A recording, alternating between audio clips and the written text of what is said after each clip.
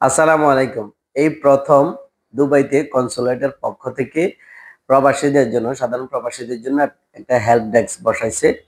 যেটার মাধ্যমে আপনারা অনেক সুযোগ সুবিধা এবং কি অনেক বিষয় যেগুলো জানেন না, যেগুলা আপনাদের অভিজ্ঞতা নাই, যেগুলা আপনারা হয়তো কোনোদিন শুনেনও নাই, এই ধরনের বিষয় আপনারা সেখান থেকে জানতে পারবেন, তথ্য নিতে পারবেন বা তাদের সহযোগিতা নিতে পারবেন একদম কি ফ্রিতে। কোনো টাকা পয়সা লাগবে না। এটা দুবাইতে প্রথম। এর আগে কখনো হয়েছে কিনা আমি জানি না। আমি যত বছর আছি এই বছর এই ৪-৫ বছরের ভিতরে মনে করেন এটা প্রথম দেখতেছি। তো যাক, এর আগে যখন সাধারণ খামার শুরু হয়, আসলে প্রথমে তারা শুরু করে নাই, ইন্ডিয়ান পাকিস্তানরা শুরু করছিল, হেল্প ডেস্ক বসাইছিল সেখানে আবিরে বা বিভিন্ন ইমিগ্রেশন সেন্টারে। কিন্তু বাংলাদেশিরা তখন কিন্তু এটা করে নাই।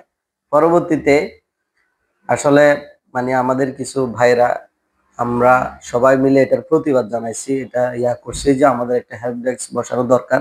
এরপরে সাধারণ কমার্স শুরু হওয়ার পরে ৭ দিন ১০ দিন পরে তারপর একটা হেল্প ডেস্ক বসাইছে। তো যাক, এখন আবারও ধন্যবাদ আমাদের কনসুলেটকে। আহ গতকাল আমাদের কনসাল জেনারেল মোহাম্মদ রাশেদুজ্জামান এটা উদ্বোধন করেছেন।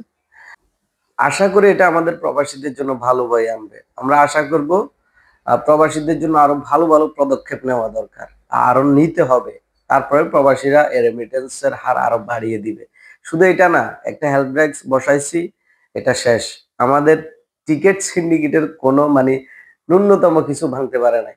টিকিট সিন্ডিকেট আগের মতো রয়ে গেছে। আমাদের এখানে প্রবাসীরা হাজার হাজার প্রবাসীরা ট্রান্সফার করতে পারতেছে না। ট্রান্সফার ভিসা বন্ধ। লোক ক্যাটাগরি, সাধারণ ক্যাটাগরি, সেগুলোও নিরসন করতে হবে। তাহলে প্রবাসীরা আপনাদের জন্য রেমিটেন্সের হার আরো বাড়িয়ে দিবে। আমরা অনুরোধ জানাবো এই বিষয়গুলো যাতে সরকারি মানে সরকার এই বিষয়গুলো যাতে তদারকি করে এবং কি এটার জন্য যথাযথ ব্যবস্থা নেয়। আমরা এটা আশা করব। সকলকে ধন্যবাদ। ভালো থাকবেন, সুস্থ থাকবেন।